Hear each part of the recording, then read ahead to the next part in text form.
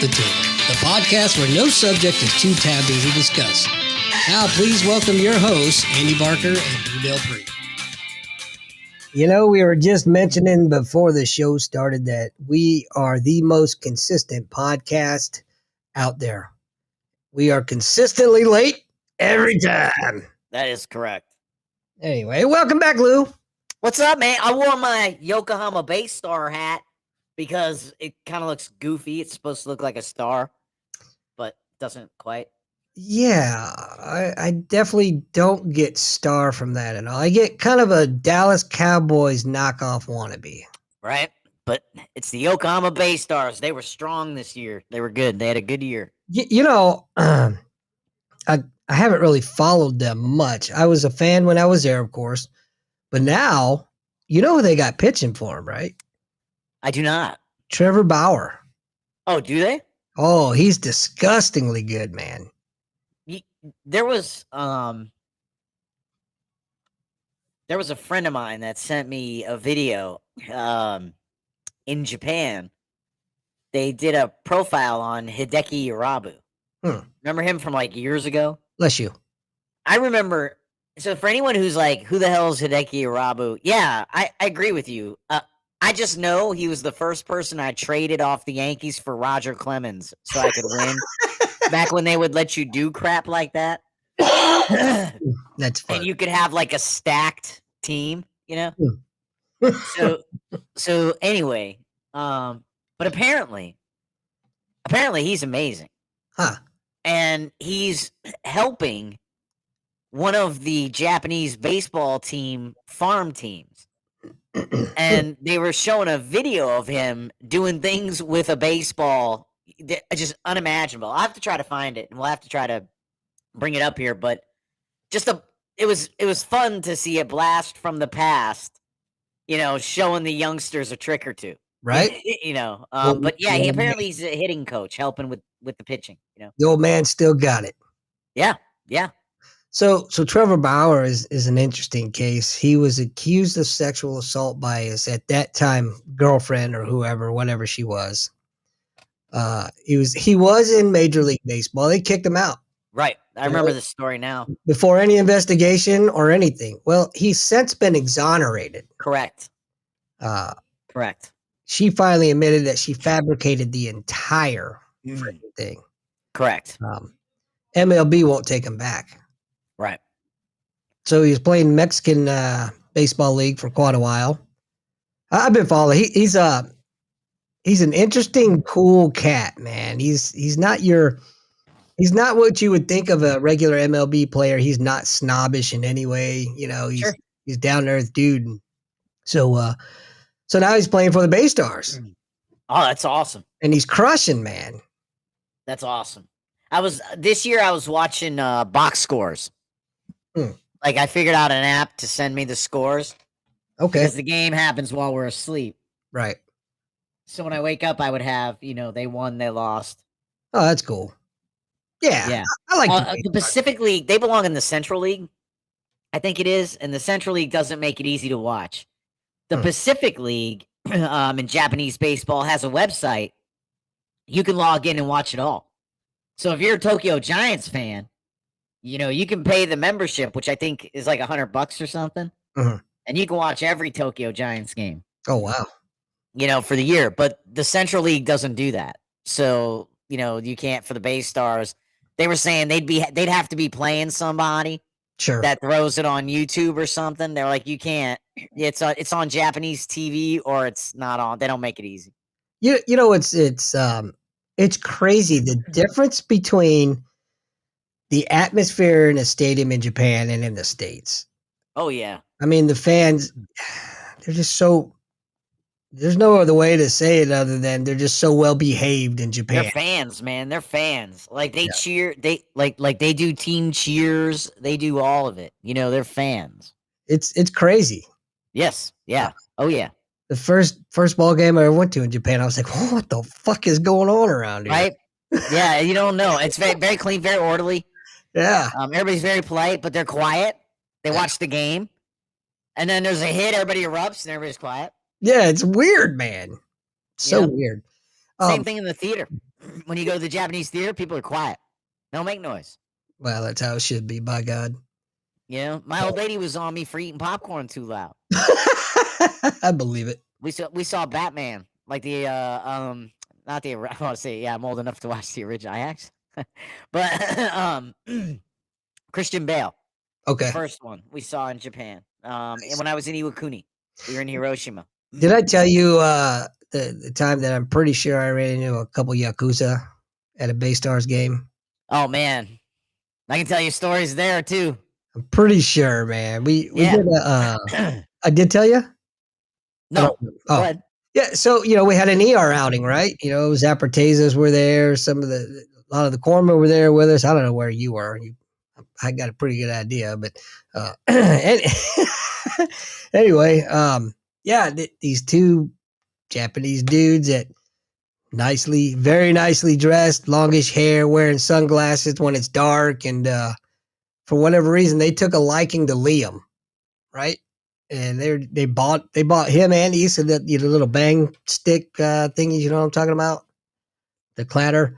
And I got a glimpse. One of the dude when he reached over to either give Liam something, or I don't remember exactly what it was, but I got a glimpse, man.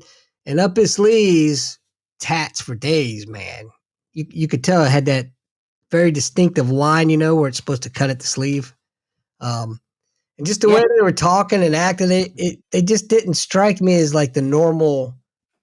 I hate to say it this way, the normal Japanese. Yeah. These guys just had a feeling, but they were cool, man. They were funny. It was a good time. Yeah. Yeah, they're definitely they're all over, man. It's just that it's so much different.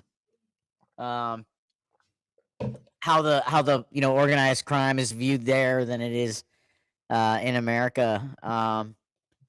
And yeah, the Bosuzoku, have you ever seen them driving around the highway? You don't see them as much, but in the 90s, you see them all over, early 2000s. I don't know what that is. That was the motorcycle gang. Oh, like the little feeder group. They would they do street takeovers, but there'd be like 30, 40 motorcycles, and every one of them has the muffler off, right? Like Of even course. the freaking moped, right? And they just do wild stuff. I forget, there was a very famous DJ. Oh god, I can't remember. But he said he used to DJ at an English radio station in Japan. And he was telling the story one time of how they had taken over a street and were just parked in the middle. Like they just weren't letting traffic go. Right? Like the police hadn't gotten there yet. And they just stopped in the middle of the street. And as he said, they're all kind of just wondering what's going on. He said an American service member got out of his car, walked up to one of them and said, "Get the F out of the road," and cuffed him. And then and they all just kind of in shock drove away. And then so everybody was applauding him, and he got back in the car and they went. And he said it was just the wildest thing. There was a moment where they thought all hell was gonna break loose, but they just kind of like Americans are crazy, and got on their bikes and left. He said get the F out of the road, and then cuffed them. That's hilarious. And they just left. Guy had no idea what he just did. I don't think so, but he said everybody was applauding. He said, and then we went to work like nothing ever happened, right? It just never happened. He said it was the wildest thing he'd ever seen. Wow. I did see them when I lived in Kamakura. Really? No, I didn't live in Kamakura. That's where the Buddha is. I used to live in Kurihama. Kurihama. Kurihama. Oh man. When I lived in Kurihama, they would come around in the early mid 90s, revving the bikes and stuff. But it was like a Yakuza feeder group. Yeah, yeah. So did you ever? Do you have any Yakuza stories? Well, I mean, a couple. Well, so I used to carry the Mikoshi. Yes. For Uraga. And it was great. And you have to know somebody to get in there. So my brother-in-law used to get me in there every year. You used to carry it for Uranus. Yeah. Yeah, I have video. I'll have to send you some of the video one time. You I've can seen see it. how You showed drunk I am carrying that thing, like bouncing that thing on my chin. I'm taller than everyone else, so I'm getting hit hard, right? And I'm like 5'8" for PRT purposes. 5'8.5". Anyway, 5'9". No, but so I'm like 5'7" for real. And anyway, but no, the best one I have, and I've told it here before, but I'll tell it again, is the guy that used to come get the money at Showtown. There used to be this bar, Showtown, on the second floor. It's still around, but it's moved. Okay. And a guy used to go. There used to be this guy that would show up. Like myself and a good friend of mine would be in there every night. Every night, we'd wake up at we'd get off work, take a nap, wake up at like 10 o'clock, go out till like 2, 3, 4 in the morning, nap, go to work, and that was like wash, rinse, repeat for like 2 years. So we would be out, and we weren't drinking, right? That's how we were able to do that, right? Like we were just having Cokes and just having a good time, right? Just having a good time out there. We used to gamble a lot. We used to play pool and gamble a lot. That was the other thing. We were gambling. That was the other reason we weren't drinking, because we don't like gambling. Playing pool. I used to play pool 5,000 yen a game. Jeez. So that's $50 back in the 90s. And he'd be running the machine. And then, if there were doubles or whatever, we'd play double. He was good too. Huh. He used to be really good. The small table? Yeah. He used to be really good at that triple corner bank shot. People used to get pissed. This is who I'm thinking of? What's up? This is who I'm thinking of? Yeah. All right. So we would be in there all the time. And he used to date the owner's sister. And they parted on very good terms. So we were the only Americans that they would move Japanese people for us to sit. Oh, wow. Because we'd been in there so much, and we spent so much money in there, and we were good customers, and we never bothered anybody. So after about a year of going there, they would move. We sat. They made sure we had a place to sit, and the owner would, give us like a free Coke. But it's funny. I always thought it was really cool. And my friend, who's known him for years, right, because he dated his dog, he used to give him hell in Japanese, and I'd be like, why you give him, hell for free Coke? He was like, man, you know how much this thing costs and how much we spend in here buying these damn Cokes? There should be one of these waiting for us. He said, that's what I told him. There should be a Coke waiting for us every time we come in here. He said, give me one every 2 months. And he's right, man. Coke is like $5, right? It's like $5 to have a Coke, and they're not free refill. Nope. Not trying to refill you for free. Not over there. Yeah, so you're almost like, you're almost having a bar tab anyway. So anyway, we'd be in there, and this guy would come in every now and then.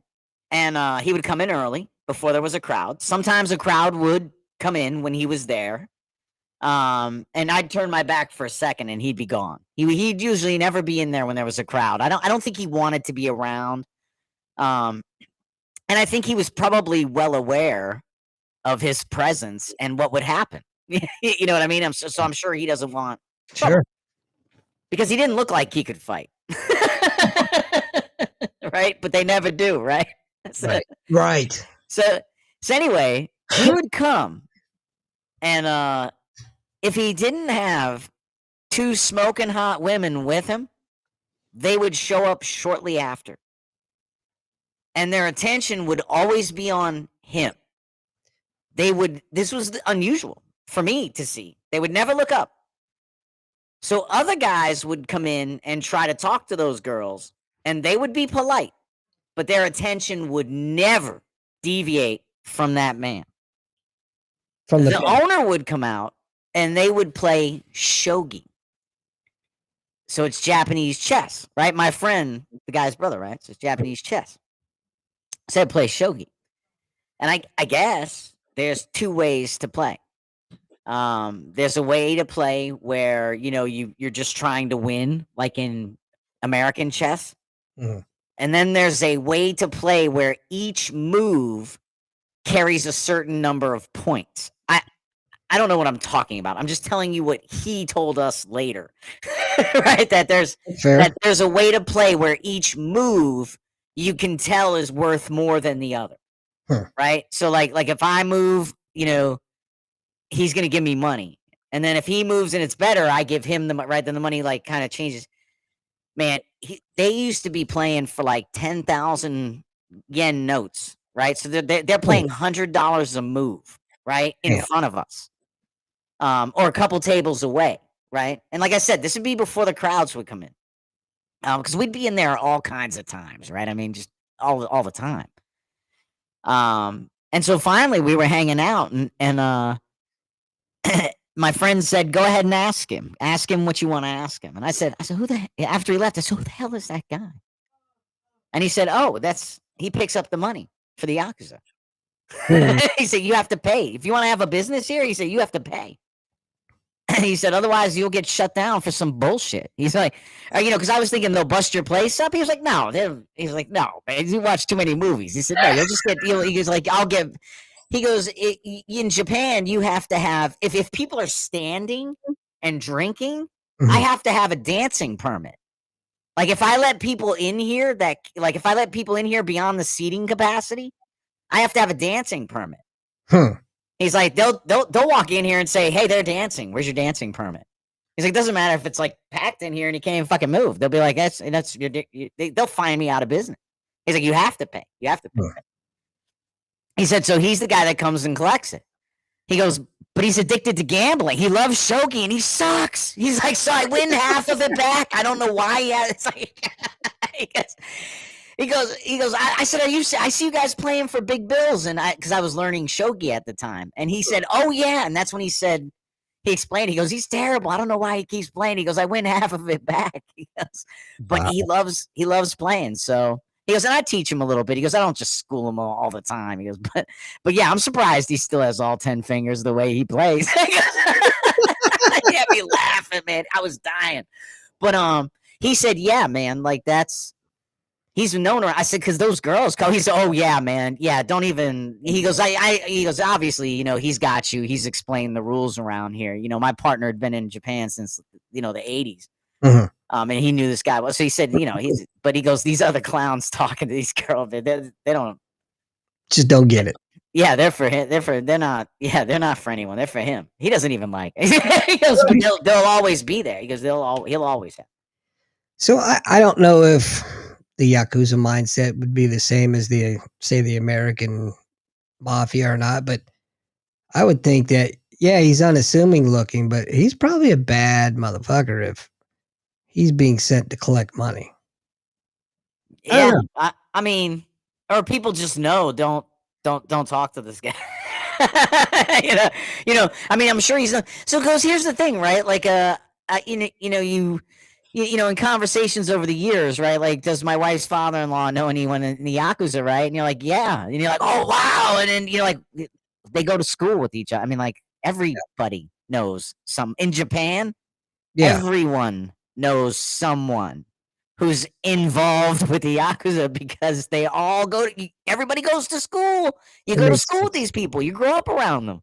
Yeah. Well, it's the same in the American mafia. Exactly. Right? Exactly. You know who's going and who's not. Mm-hmm. You know who's on the path and who isn't. She said, so it's not something crazy. The craziest thing I think Americans would not understand is in the Japanese culture, my wife's memories of Christmas are straight pachinko gifts. It's all pachinko parlor stuff. Like, yeah. That's where the bicycle came from, the Nintendo, everything came from the pachinko parlor. I know what pachinko is, but you might have to tell some folks what it is. Man, you got to Google that. I've tried it. Game. What's up? I remember my dad one year came home with a pachinko machine. Okay. I don't know how he got it. Don't ask, I don't ask questions. But I used to play that thing for hours, man. It's basically that gambling's illegal in Japan. So you pay money to fire off these balls, and apparently like these steel like brass steel balls, pellets. And the how you turn the dial is like how fast they shoot out or the direction they shoot out. And I don't understand it. But when you win more steel balls. And gosh darn it, didn't you know there's a guy across the street that collects them? He collects baskets of steel balls. And he's got all kinds of things he'll give you for them, like bicycles for kids and Nintendos and all kinds of. So when you walk down the street in Tokyo and you're like, man, they love anime. No, that's gambling. Yeah. There's gambling everywhere. Everywhere. All over the place. It's if The Price is Right used to have a version of it. Oh, Plinko. Yes, Plinko. Yeah, similar, right? Similar, Very except similar. you shoot up from the middle and then it comes down. Right. And there's a lot more different areas it can bounce around and ping off of. And, Andy's 100% right. Plinko. Yeah, I love Plinko. well, of course you would. Yeah. I do like Plinko, man. This simple game you can play. I never shot. Have you ever seen the greatest the YouTube video, greatest Price is Right contestant ever? Is it about the dude that beat the system? Well, he didn't beat it. It's an autistic guy. And when you watch him, he's like, I watch you every day, Bob. I watch you every day. And he's like finishing the prices before Bob can say them. And Bob's like, wow, you're good. He's like, yeah, I watch you every day. I saw this game. And he tells him, you just did this 3 days ago. He's like, with the same products. And he said, it was after that guy that they were like, we need a new product rotation. Like, he was like, yeah. But I have seen there was a guy that figured out how to game the system. Okay. And there was a documentary on it. I don't remember a whole lot about it. To me, it was just, I don't think he gamed the system.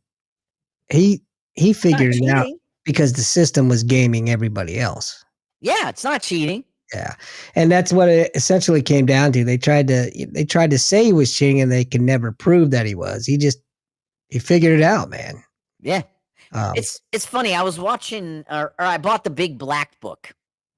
Did I recommend that to you? I recommended it. And usually people I recommend it to buy it. So it's a phenomenal book. And basically these guys read every magazine article, or they used to do it. They stopped publishing it, right? But they used to read every magazine article and then just put the meat of what you needed to know in there.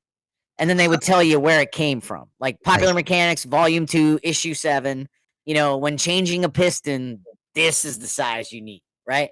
So you like look it up, and it had all kinds of crazy, like how to collect art, how to participate in your how to bid on undelivered mail. And I know I've told that story in here before. Interesting. It used to have all of that stuff, but it did have something. See, now you have me thinking about the Black Book. I forgot what we were talking about, but the Black Book had something on it. We're talking about the guy cheating, or not cheating, but gaming the system. Wait, well, how did he game? He gamed what? What system? The Price is Right. He figured it out. So they had how to be a contestant, and I forget which magazine it came out of, but they said when you're in line, the tickets are free because they want people in there. He said, they did say, like, don't worry about not bringing your costume. You can wear these smelly costumes if you go on that one. Let's make a deal. They're like, yeah, they're gross costumes, man, but they got partner costumes. They might not let you in with yours, whatever. Anyway, but what they did say is they said, when you're in line, there are quiet people, particularly for The Price is Right. The younger producers get sent out. If you see anyone with a clipboard, you need to engage them how you see contestants on stage behaving. They're the ones pulling the names to be called.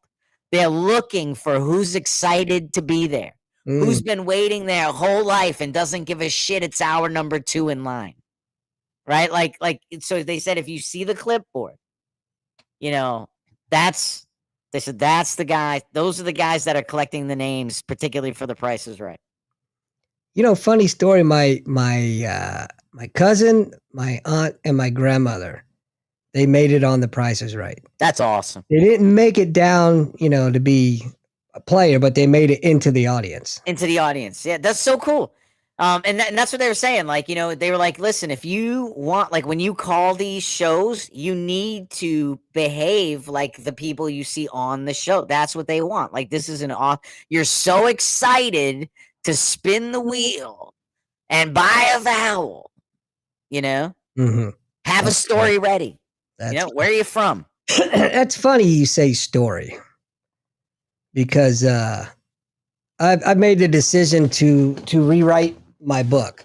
How's it going? It's going pretty good, man. So wow, I have it's the same story. It's the exact same story. It's just written in a way that I think is gonna blow the mind and socks off of people, man. But yeah, man, I have been obsessed with that. So much so that I haven't been paying attention to any news or any stories. Well, I got some. It's so funny you say that, because I have stories from around the fleet. Some high tech voiceover work there. How you like that segue? I said, like, it's amazing. I think you're talking about staying up all night. Oh, I do that anyway. Fuck. Right? Hey, anyway, I did collect some headlines from around the services, some things you might have missed during the week. So let's start off with the Army. Army ends year on retention high and is eyeing precision goals for 2026, increasing there. Right. So the Army exceeded its FY25 retention goal by more than 5,600 soldiers. Wow. Retaining 60,492 troops. Now, see, I don't believe this, because I was told there's a lot of illegal orders being. I'm just kidding. Transitioning 6,733 into the reserve component. New precision targeting initiatives aim to keep critical MOS positions filled as modernization efforts continue into FY26. It's good to hear. Pretty awesome, man. Considering what 2-3 years ago, recruiting was at the all-time low. No one wanted to join. No one. Why would you? Navy. We'll move on and see what the Navy's up to. U.S. Navy and Marine Corps launched CARAT 2025 in Malaysia, the 31st Cooperation Afloat Readiness and Training CARAT exercise. You ever do that? I love Karat. We always called it Karat. I don't know. No, you're probably right, man. I've never done a Navy exercise ever. Never. Ain't missing nothing. The only sailor never been out to sea. Well, that's not true. That's not true. I was sent out to sea on the Cole for 3 weeks, and then I did go out in 42-foot deep water when it was raining heavy on the Constitution. It's 42 feet deep. Oh shit! This is how bad I am. You know, we used to have those SEAs come by. Mm-hmm. So I was smoking a cigarette. And one of the guys giving the tour, you know, they always thought it was funny to point out, you know, the corpsmen who'd never been to sea before, right? The guys who have been to sea. Right. So we're smoking, the Constitution's like right there. We're smoking, the SEA's done. So they come over to smoke. Right. And you're always like, right, here we go. Right. Because here comes the Senior Enlisted Academy. Yeah. You know, we're E6 and below. Right. It's always got something to say. Or is he going to be cool? Right. You don't know. Right. Up. Yeah. It could be one or the other, man. And you know, that's just what they would always pop off with. They'd always lead with, you know, hey, he's never been to sea. And so this Master Chief was like, really? You know, you've never been to sea? And I was like, well, no, I mean, one time it was like right after I had to ride the Cole as a punishment, and that's a story for another time. I was like, well, I think it was like 3 weeks, I think, or a little bit less, maybe 14 days or something. The guy's like, Jesus Christ, man, I have more time out on the shitter at test depth than you have in sea. And I was like, okay. Yeah. Cool story, man. Yeah, he's like, you don't know what that is? And I was like, no. Hey, dumbass, I've never been to sea. Why would you expect me to know what that means? So, Andy, you're a submariner.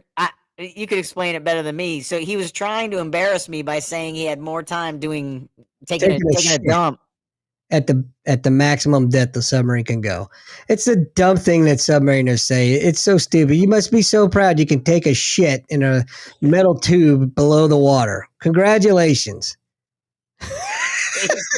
You know, of all the things you could say to somebody, that's not impressive at all. He said, like, take a shit I got more time on the shitter at test depth. I was like, okay. And then Then there was another time an ensign stopped me and said, "So how do you sortie this?" And I was like, "What?" And he was like, "How do you sortie this thing?" Or he goes, "I bet you have a pretty hard time sorting it." And I was like, "Fuck, like sorting? Like what? It's what? I don't think it'd be hard, but why would you do it? I mean, it's a wooden ship. You could probably just blow us. I mean, they'd still be finding pieces of it. You could sortie it pretty easy." And the guy's like, He had no idea what you were talking about, he did he? goes, "Are you fucking with me?" And I was like, "No, you're talking about a sortie, right? Like an air mission, like bombing this thing." Yeah. And he goes, Gas mission. Have you ever been to sea?" And I was like, "No, I'm an FMF corpsman." And he's like, "Oh no, so it's a." So now he realizes his joke is gone, and he explains to me, sortying is when you have to immediately pull. You don't have time to do everything, right? You have to like kind of hurry. Get out quick. That's when you look at him and say, "Sir, nobody finds you funny. Just go away." I think he got that immediately. Like, I just looked like a complete douche in front of this guy because I have no idea I didn't know test depth. I didn't know sortie. I would say shit like that all the time to the JOs on the boat. Hmm. Go away, sir. You're fucking bothering me. Go. I'll tell you, the boats, the senior chief bosun mate, awesomest dude I know, Anthony Acosta, amazing dude. We were standing. He would get, I always thought I was, I always thought I understood what was going on, and he would just get me every time. One time I was standing next to him, and I had just done the Boy Scout thing, and he was on duty. I was about to leave, and he was like, "You can untie any knot," and I said, "Any knot you could tie." And he was like, "Yeah, think you can tie this knot?" And I was like, "Yeah." He's like, "You want to bet lunch on it?" I was like, "Yeah, I'll bet fucking lunch." He threw that bitch over the side. I knew that was coming. Right? I knew that was coming. I didn't. I was like, "Fuck." He threw it right into Boston Harbor, man. He was like, "Go get it. Go get it. I'll wait. Go untie it." And then he just, and he had this like swagger, this like, like the senior chief bosun mate swagger, and he just swaggered off, and I'm like, "Oh God." That's some old school fucking bosun mate shit right there. Oh man, I want it. That is hilarious. He taught me so much, man. Dude, that's great. That's a great freaking story. One of my biggest pet peeves in the world is if I say hello to somebody and they don't say it back. Mm. Oh, that irks me, man. I had this weapons officer on my first boat.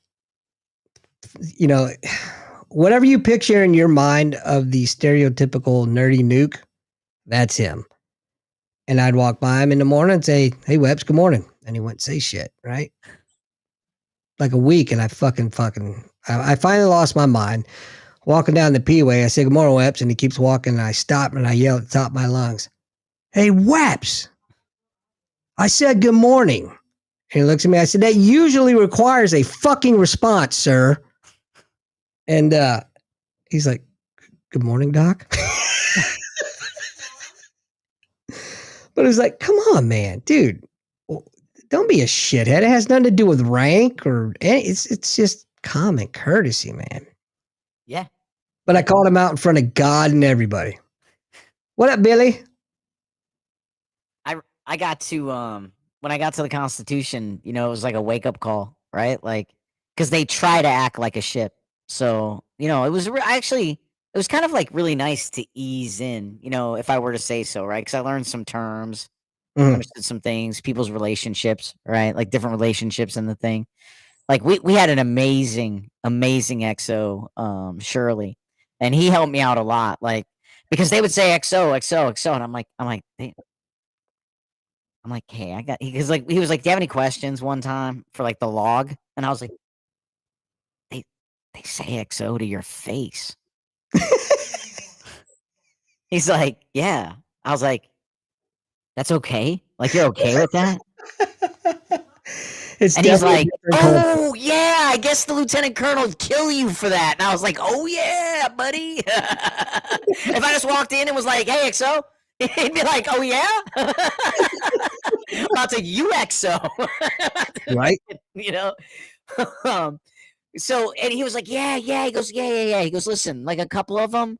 He's like, "You'll hear Chang, for chief engineers. Like those are okay. That's just that title the title's perfectly fine. It lets people because there's it lets people know what you're talking about."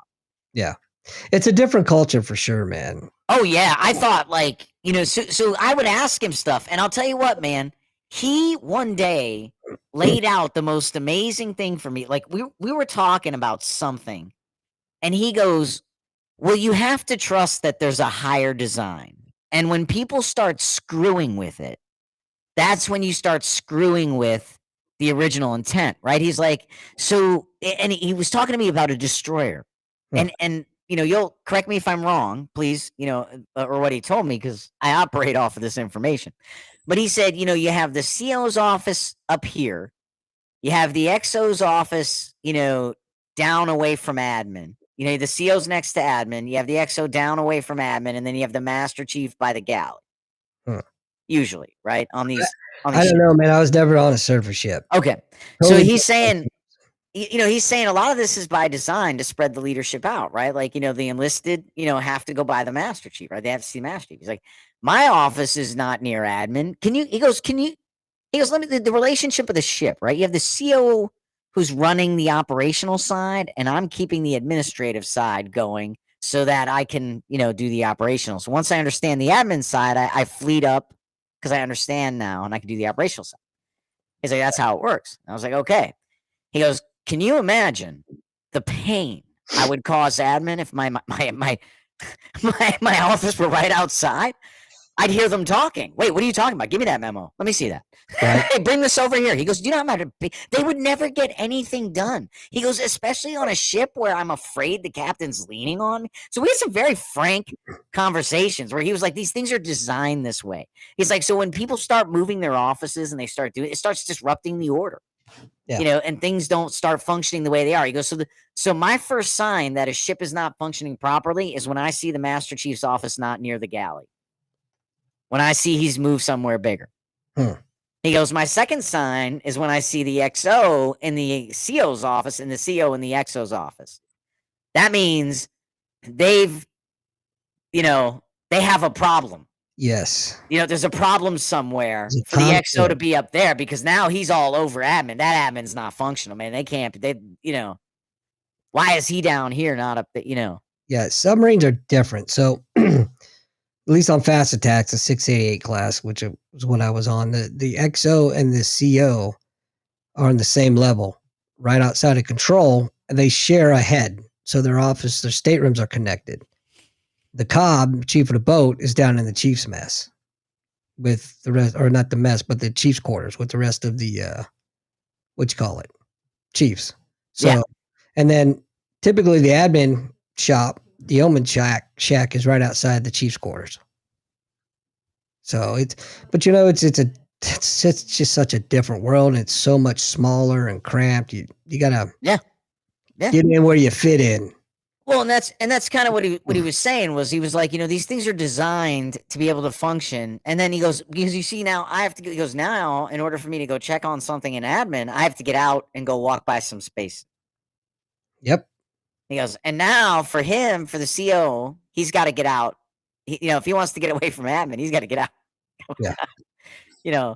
It forces you into leadership by walking around. Well, and that's what you see. He goes, I like to think that was in the design, that these people looked at this and thought these things out. He goes, so, when I look at things that are no longer in the design, because he was telling me part of the dysfunction of the command we were at was all three offices are in a row. Right? You have the he goes, so no one can talk to me without passing the Master Chief. Yeah. And no one can talk to the CL without passing me. He goes, that's not good. He goes, even though I'm aware of that, I'm watching someone go in there. He goes, even though I know normally I wouldn't see this and I try to ignore it. You can't. Right. And he goes, "That's part of the dysfunction here." He goes, "I'm right next to admin." He goes, "I have to like remind myself stay in here." He goes, "That's why I shut the door and watch the stock trades all day, 'cause I'll be killing them." That's hilarious. Yeah, he was just being factual, and I Oh, really I know, appreciated man. his insights, man. Like because I carried that with me. I was like, I can't. It was like I heard an old lady say recently. Someone was telling her, "Hey, you should watch your kid. He's doing." So she's like, I don't watch them play." She goes, "I can't. I'll have a heart attack. But you just gotta let them go." She's like, "They figure it out." She goes, There's "I a lot can't." of wisdom to that. Yeah, yeah, and she's right, man. She's right. She's I 100% right. They'll figure it out. I figured it out. They'll figure it out. I get what you're saying because I was greenside for 13 years, made chief, then went to a submarine. Dude, you talk about fucking culture shock. Mm. And the same thing. Oh, you never been to sea? You never been? Yeah, I've floated. Oh, that doesn't count. I said, okay, you been shot at? Well, I'm a submariner. Yeah, that doesn't count. Right. Did I tell you the story of my first week on my first boat? This No, I don't know. dude, he was a nuke. I'm sitting in countermeasures in my office, which I share with countermeasures. It's legitimately a closet, really. And I feel somebody tap me on my shoulder, and I look over. This dude's got his pecker on my shoulder. Oh yeah. Did I tell you this? No, but I'm just excited thinking about it. I said, that's cute. And I grabbed it and I said, you know what? This is a great time for you to take me on a tour of the boat because I'm new and I don't know what I'm doing. I brought that motherfucker back aft. We went back forward. I brought him up to the CO stateroom. I said, hey, Skipper, you ever see something like this? It's like, Jesus, Doc. And by this time, I shit you not, the dude's in tears. He's begging me, Doc, just let go. Please, just let go. Just let go. And I'm so thankful that happened the first week because nobody fucked with me from then on out. No, they won't, man. And once you show blood, that's when they come for more. Yeah. A buddy told me you can't take your eyes off the fathometer. I can. He said he said that's the one like you're required to look at. He said, and when somebody's on that watch and they're new, it's SOP, dick on shoulder. He said that because that's the one they can't look away from because the fathometer is constantly telling you how if you're gonna run into shit. Yeah, your depth. Right. So he said that's the one like, that's SOP where, it's dick on shoulder. He said, so of course this guy was telling me his story. He said, so of course they do it. He goes, and I'm on the back and, we're watching and we're like, he's like, and it goes down and he's doing good for a second. And then all of a sudden he has to look, man. But unfortunately it went like, he said it just, he said both of them had a, oh my God, this never happened look. Like, where does this never happened? Like, he said, because it was a little too close, man. So, like, when he, like, looked, he, like, caught. He said, man. And so, of course, the guy telling me, he sees I'm laughing like you, right? So he's reenacting it like.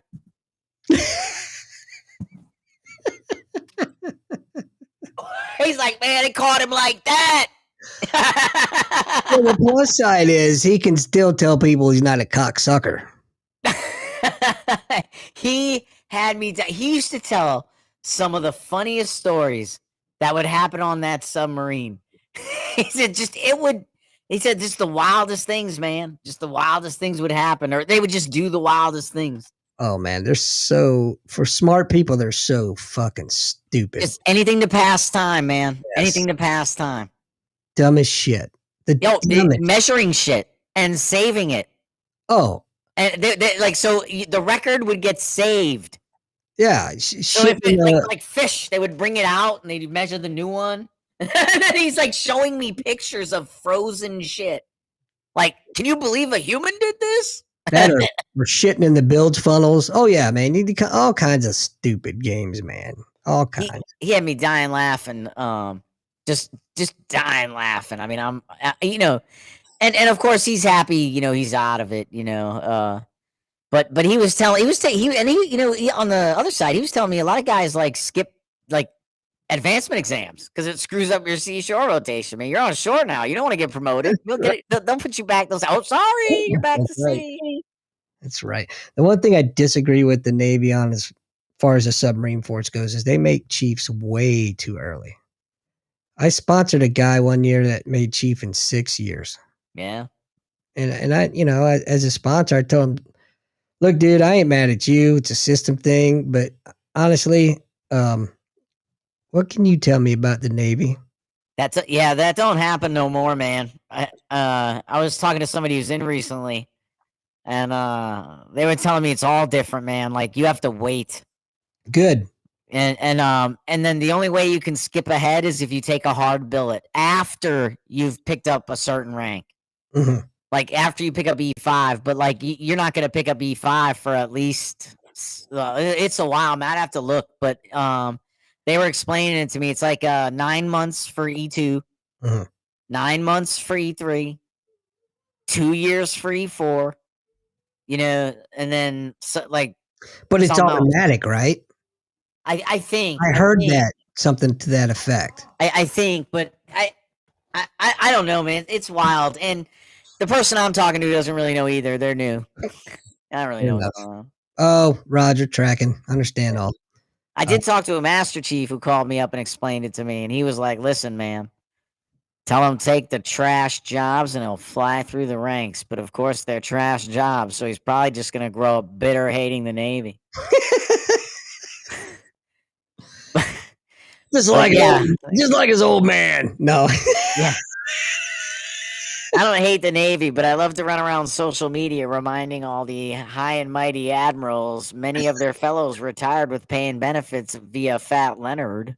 Right. He had no problem with them retiring after committing acts of treason. But now all of a sudden you have morals? Now all of a sudden. Of course. Well, they're Clinton era and Obama and Biden era senior officers now. That's the problem. It's true. You do get the previous person's generals. Mhm. You know what I mean? Like Obama inherited Bush's generals. Bush inherited Clinton's. Clinton inherited Bush's. Yep. Bush inherited Reagan's. Yeah, that's true. And here's something people forgot about. And I Googled it just to double check, right? I wasn't hallucinating the way history continually gets rewritten. But everybody's upset about these district attorney appointments, and firing district attorneys for political reasons. Bill Clinton came in and fired all 93. But you know what? He fired I'm gonna tell you to stop right now, man. every one of them. Look, you can't be coming in here dropping fucking facts, all right? But I remember that when I was like growing up in life, I'm like when people joke, I literally am old enough to remember when he came in and fired every district attorney. And then midway through Bush's term, Bush tried to fire 12 and they flipped out. Like I'd already had like 6 years in when Clinton came into office. I remember it well. Yeah. If I was a better historian, I actually and I had no opinion at the time. I was young, but I did actually I was home because I think it happened. Well, it had to be in the summer. But anyway, I did record the press conference on VHS where he announced "Don't Ask, Don't Tell." Oh, really? Yeah. Interesting. I watched it a couple of times, but I lost it over the years. I had 3 VHS tapes of all 9/11 news all day from 9/11 because I was SIQ that day, and I recorded 3. They're gone. I don't have any of it left. I still have a copy of my original contract where it asks, "Are you homosexual? Yes or no?" Seriously, no shit. Oh man, and they still let you in. That's awesome. Very progressive. Hey man, I'm a trend fucking setter, pal. I'm just kidding. I remember being so stunned when I got to Japan because I'd been through field medical. Well, I went. I don't think I haven't told this story in a long time. I'll tell it real quick. No, hold on, let me sit down. Yeah, I said no, I won't. So I'm not gonna name names. I'm just gonna. How's the best way to do this? I guess I'll go by rank. I'll just use rank. Okay. So I go to boot camp. I go to core school, all at Great Lakes. I have to go to. It's back in the day. The rules are you have to go to field med before you can go overseas. You have to go to field. Remember, have to go to field med. All overseas billets are subject to augmentation with the Marines. You have to go to field med. And that happened because of the fucking first Gulf War. Right. So I'm fucking stoked, right? Because I get to go to field med. And I'm one of the last groups that this applies to. I didn't know that. No one knew that. But they needed to fill billets, couldn't get them through field med fast enough. So they had to start forgoing it. So it was really cool. You know, I start off when I have this C school, right? This, you know, and field med, you get real stoked. Anyway, I have to do hold up time after core school until my class starts for field med. Right. Then from field med, I get leave. Then I go to my overseas Japan billet. It's 1996. So I'm at the warehouse, shutdown year. Right?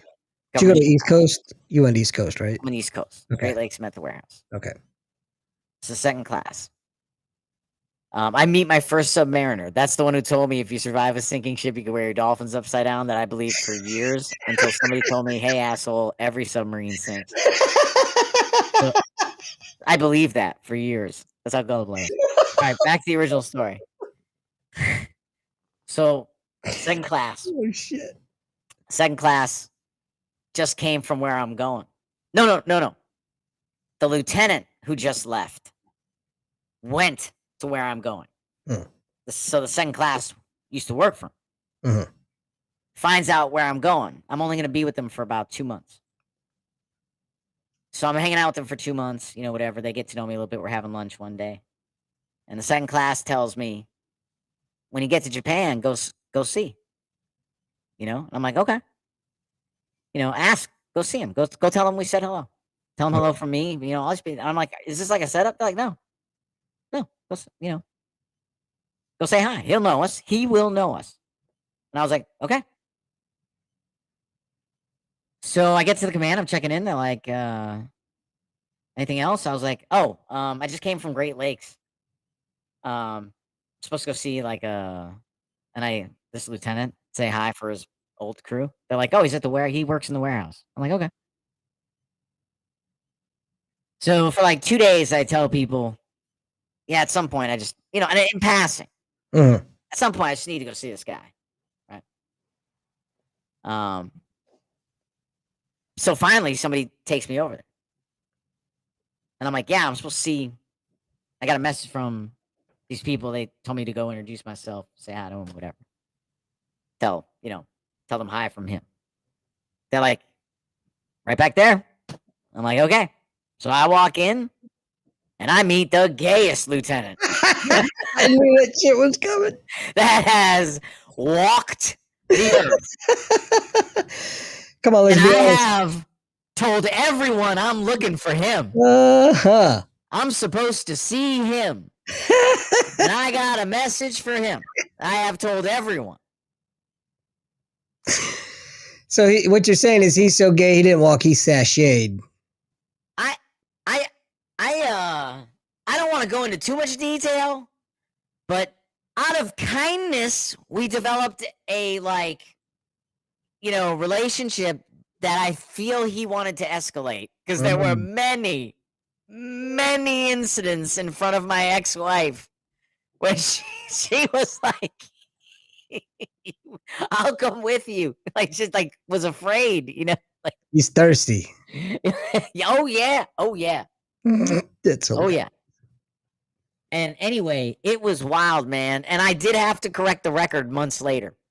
Months later, like it came up drinking, and somebody was like, "Man, when you came asking, we were dying. We all thought you were like, you know, da da da da." I was like, "Oh no, man, that was a setup." And I even emailed one of the dudes, right? You know, it was funny, right? They were like, "Oh, we're dying," you know. I'm telling everyone, you know. That is freaking hilarious. But yeah, I mean, I had brought in hook, line, and sinker, right? Hold on. Wait a minute. This is Great Lakes 96? Yeah. There's a really good chance I know exactly who you're talking about. I was in Great Lakes from 95 from February 95 to December 96. Oh, so we would have crossed paths, man, or not crossed paths, but Well, we might. Did you ever go out to the Anchor, the bar out there, out in town? no, I was locked on base, man. Oh, okay. I had a but I got in with a great roommate, man. I mean, a great roommate, and I regret, and I bet he does too, because I regret not staying in touch with him. He was just a phenomenal dude.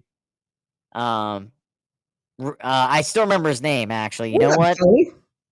And I'm gonna hit him up one of these days. Were I'll you, see if he's were you in if he's 219, the around. barracks? What's up? Were you in 219? Yeah. barracks? Yeah. Oh yeah, man. Yeah. On the 3rd floor.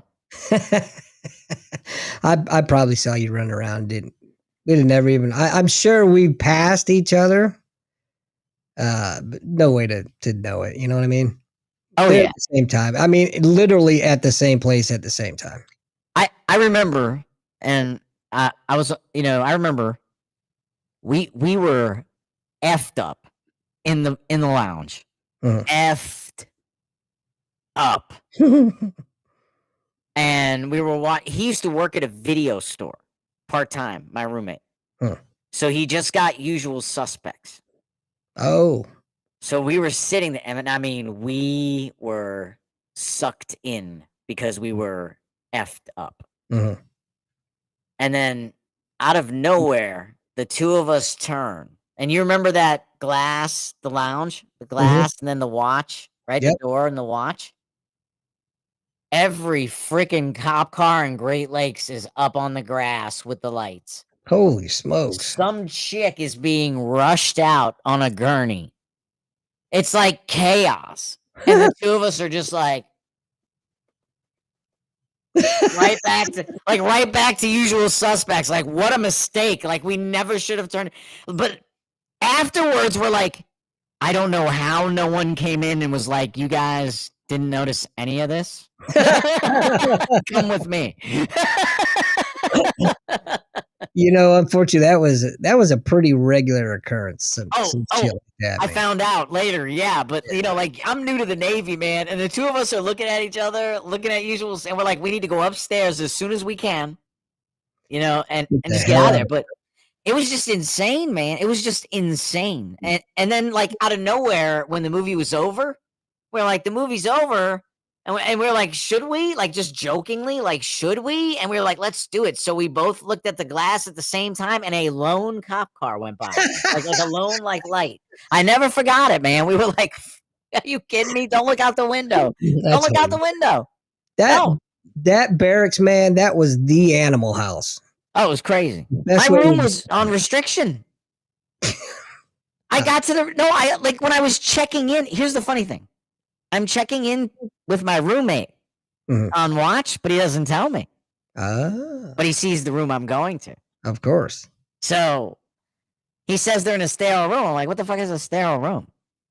He's like, well, if you fail 3 room inspections, they lock all your shit up and put you in this room that has nothing but your uniforms and an alarm clock, like your bedding and an alarm clock. And I was like, oh. Our roommate smelled horrible. Didn't do laundry. Just smelled horrible. She smelled terrible. His feet. It was terrible. Oh, I hate that. Big fat guy. Smell. Terrible. Terrible. But me and the other dude, we got along great, man. We got along great. And the one thing he never forgot, and I took the lesson with me, right? I remember, to me, it was something natural to do. He had been in the Navy for a couple of years, and so for him, it was very unnatural to have happen, right? I paid him what I told him I would pay him for the phone bill for the month I lived there.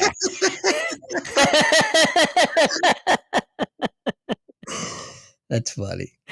I gave him like $215 because I was using. I said thank you so much, and I remember him saying, "Oh my God, man!" He was like, I figured you were just gonna leave, and I would pay the bill, and I wasn't gonna say anything because you're a nice guy, and we had some fun times.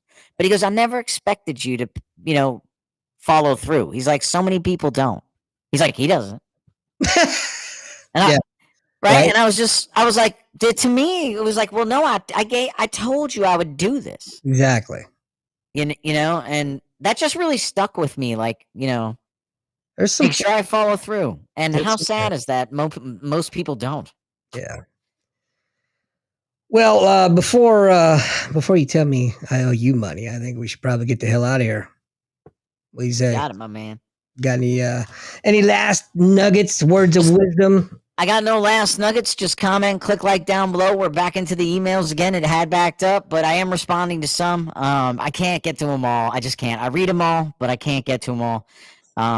But thanks, man. We appreciate it. And I know we haven't been on all the time, but keep them coming. And we'll. I'm gonna be honest. Break down the wall. I just hit delete. I don't read your damn emails at all. I do. I get. I get in there. I get them. See you later. You're listening to Nothing's Off the Table.